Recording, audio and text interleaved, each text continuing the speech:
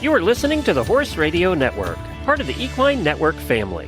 Greetings, everyone. Coach Jen here, and thanks for tuning in to Horse Tip Daily, episode 1528.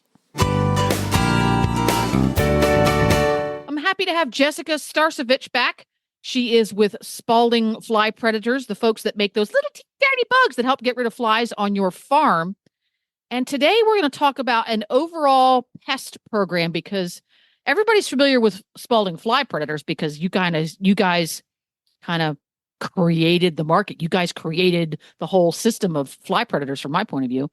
But it's more than just order some fly predators. It's a little more complicated than that, isn't it? It is. We really push they call it integrated pest management, an IPM program. We really suggest that, and everybody has a little bit different situation on their farm. How you're handling your manure, what you're using for bedding, where that's going, a lot of different things that can affect fly production. So if you're having particular problems, the fly predators are great, but nothing on this planet is a silver bullet for everything. We all want to kind of reduce what we're using in pesticides because flies can build resistance to that really quickly compared to something that's a natural enemy where they're not really going to evolve quick enough to be able to evade that natural enemy. That's how it got to be a natural enemy. Yeah. Exactly. And so we look a lot, the fly predators are the great kind of base of an IPM program. But then depending on if you've got neighbors that are producing flies that maybe you can't manage, or there's places that you're not able to get fly predators and you're still having other types of problems or fly issues that fly predators can't help with if it's a species that they don't kill. And so we really encourage customers to call if there's anything a little different about their situation or they're just not sure and they want to make sure that they're doing everything right to have really good fly control for the year. We really encourage people to call us. Most of us, I would say, I've been with the company for 13 years. Most of my coworkers have been here longer. So we've really encountered a lot of situations, a lot of things. Myself and a couple other people have done a lot of farm visits where, we've gone out and we've seen a lot of what's going on. Plus, almost all of us are horse owners ourselves and very much aware of kind of where we have problem points or pain points or we run out of time.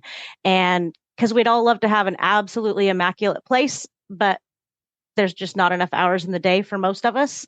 I know I'm very much a do as I say, not as I do kind of person on some things.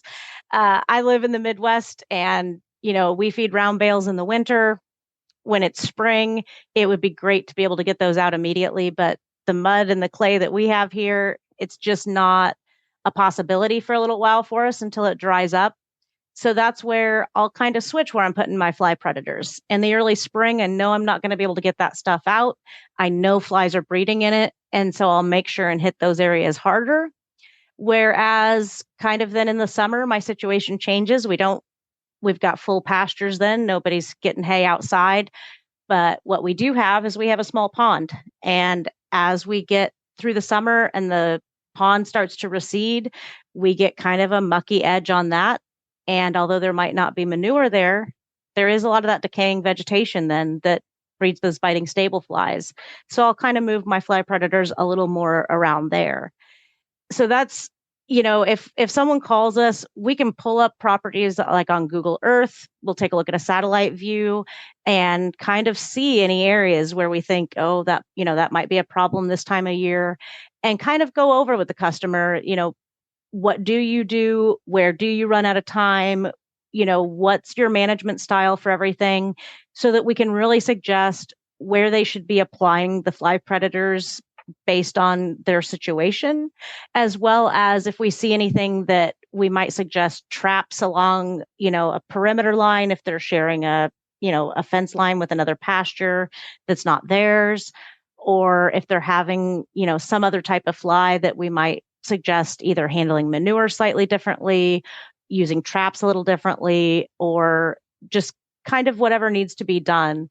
And That's interesting everybody's because situation is unique. how you handle the manure at your property is personal preference, how you like it, how much time you have, what kind of equipment you do or don't have.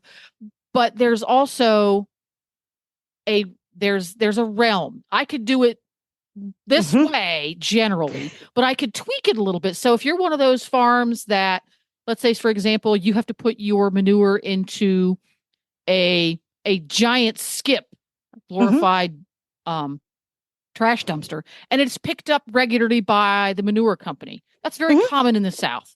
Yes. But exactly how you do that, you guys can help the farm owner, farm manager tweak that system to maximize their fly control. Absolutely. We actually have a lot of folks down south and out west do have like regular manure pickup from dumpsters like that, where we end up finding the breeding, the dumpster's going out regularly, but how good we are at hitting the dumpster when we're dumping those wheelbarrows is a little varied. So Ooh, if you go to the farm and there's the dumpster, and it gets taken out every 2 weeks by the company. But if you look carefully around the edges and underneath of it, there's 3, 4, 6 inches of decaying matter that stays behind. Yep. So it's not, in that situation, we wouldn't recommend putting them in the dumpster because that's going to go out. But that stuff that does get left over, since it is so thin, it's never going to get hot like compost, and it's going to end up being this kind of perfect fly breeding area. My graduate school advisor, one of the most useful things he taught me when I'm out in the field for looking for fly breeding material and kind of how to think of it. Flies are going to be breeding. If you can pick it up and it just crumbles, it's going to be too dry for flies to breed in. If you can pick it up and make a nice ball that'll stay together, that's perfect fly breeding. If you pick it up and it runs past your elbow, it's too wet. So it's goofy, and it's kind of one of those things. It just stuck with me because it is, we know that flies breed in this preferred moisture percentage, but we're never going to test that when we're actually out at our farm. But you can do the hand test if you can switch it into a ball. It's perfect. Wow, so many light bulb moments. There's quite a few, and a lot that honestly I never even knew that we were doing until I went to graduate school and learned specifically about flies. There's graduate school for flies. That's a whole other tip. Graduate school for flies. Whole different program. Stay tuned, people. For folks who want to up their game when it comes to insect control at their farm, fly control, where can they find you and online? SpaldingLabs.com is the best place. They can reach us there anytime. Our phone number's there, and all of our agents are just absolute fly control experts and can really help you get the best program design possible for your situation. Well, there you have it. Horse Radio Network has thousands of engaging podcasts for horse people, and you can have them sent right to your phone. Just subscribe via your favorite podcast player.